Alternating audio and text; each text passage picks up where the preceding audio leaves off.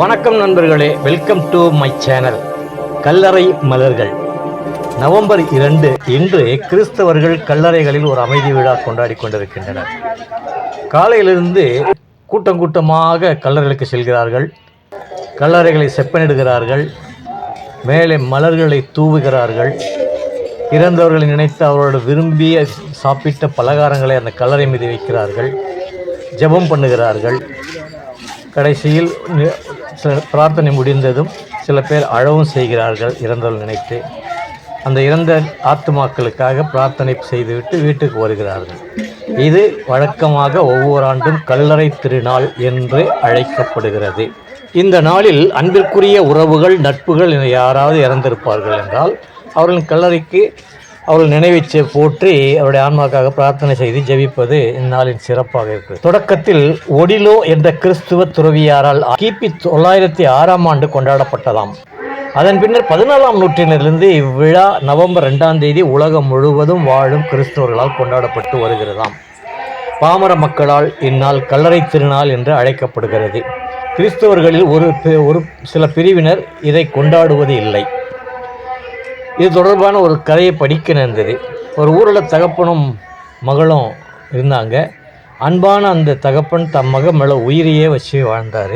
ஒரு நாள் அந்த பெண் நோய்வாய்ப்பட்டு இறந்து போகிறாள். படுத்த படுக்கையாயிடுறா. பிள்ளை இறந்து போகிறாள். அடைந்த துக்கத்திற்கு அளவே இல்லை. தன்னுடைய உலகமே இருண்டு போய்விட்டது என நினைத்தார். எல்லோரிடமிருந்து தனிமைப்படுத்தப்பட்டு விட்டதாக தனிமையாக வாழ்க்கை வாழ்ந்தார். தன்னுடைய மகளின் ஞாபகம் வரும்போதெல்லாம் கண்ணீர் விட்டு அழுவார். ஒரு நாள் அவர் தூங்கும்போது கனவு ஒன்று கண்டார். அந்த கனவில் அவர் மேல் உலகத்திற்கு எடுத்து செல்ல போகிறார். அவர் அங்கே வெண்ணிறை ஆடை அணிந்த நிறைய குழந்தைங்க நிற்கிறாங்க. அவங்க கைகளில் எரிய மெழுகுத்திரி கடவுள் முன்னாடி நிற்கிற மாதிரி கனவு காண்றாரு. அதில் ஒரே ஒரு குழந்தை மட்டும் அணைந்த மெழுகுத்திரியோடு நின்றுக்கிட்டு இருக்கு.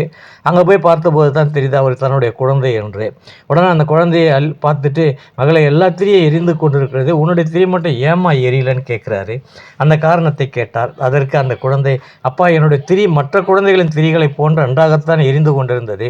ஆனால் நீ தொடர்ந்து வடிக்கும் கண்ணீர் பட்டு தான் என்னுடைய திரி அணைந்து போய்விடுகிறது என்றால். தொடர்ந்து அந்த குழந்தை தன்னுடைய தந்தையை பார்த்து, அப்பா, எதற்காக இப்படி அழுது கொண்டே இருக்கிறாய்? நான் உன்னை விட்டு பிரிந்தாலும் இங்கே உயிரோடு தான் இருக்கிறேன். அதனால் என்னை பற்றி நினைத்து நீ கவலைப்படாதே, அழுது கொண்டிருக்கிறாரே என்று சொல்கிறாள். தந்தை தூக்கத்திலிருந்து விழித்துக் கொள்கிறார். வாழ்வு மாறுபடுகிறதே அன்றி அழிந்து போவதில்லை என்பதற்கு இந்த நிகழ்வு ஒரு பொருத்தமாக இருக்கிறது. தங்கள் குடும்பங்கள் இறந்த அன்பான உறவுகளுக்காக, அவருடைய ஆத்மாவுக்காக சிறப்பாக ஜெபித்தால் அவர் சொர்க்கத்துக்கு செல்வார்கள் என்பதே கிறிஸ்துவரின் நம்பிக்கையாக இருக்கிறது. நாமும் நம்முடைய குடும்பத்தில் யாராவது இறந்திருந்தால் அவங்களுக்காக பிரார்த்தனை பண்ணிக்குவோம். இந்த பதிவு உங்களுக்கு பிடித்திருந்தால் லைக் பண்ணுங்கள், ஷேர் பண்ணுங்கள், சப்ஸ்கிரைப் பண்ணுங்கள். மீண்டும் இன்னொரு பதிவுடன் உங்களை சந்திக்கிறேன். நன்றி, வணக்கம்.